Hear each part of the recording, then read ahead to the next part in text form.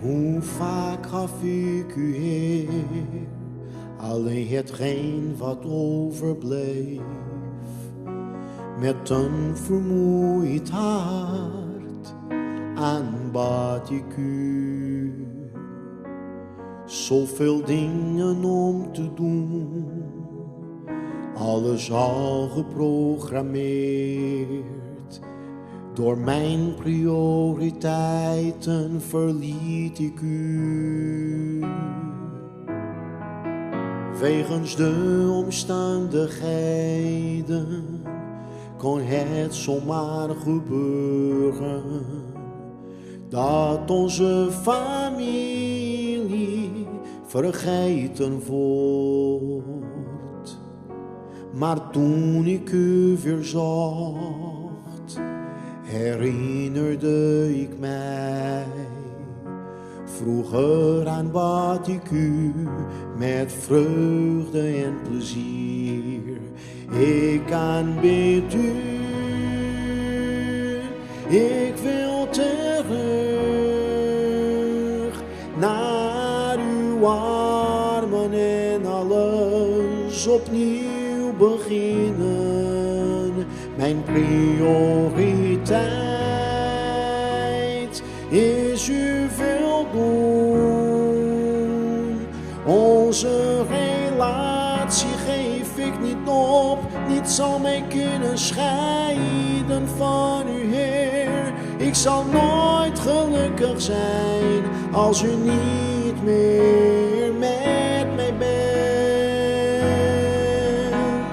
Kom, o Heer, neem bezit van de eerste plaats. Mijn prioriteit is u veel doen boven alles wat er bestaat. Ik wil niet ijdel zijn wanneer ik het eind bereik. Van de wereld heb genoten en u nooit gekend. Ik wil de hemel vervullen met de geur van aanbidding. Met mijn woorden aan de wereld tonen wie u bent.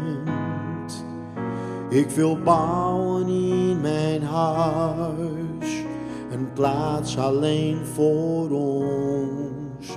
En de dingen die ik nodig heb, zet ik opzij. Ik wil slechts u aanbidden met alles wat ik heb. Nooit meer geef ik u hetgeen wat overblijft. Hier ben ik.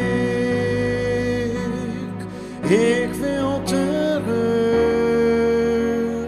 naar uw armen en alles opnieuw beginnen. Mijn prioriteit is u veel doen. Onze relatie geef ik niet op, niets zal mij kunnen scheiden van u, Heer. Ik zal nooit gelukkig zijn als u niet meer met mij bent.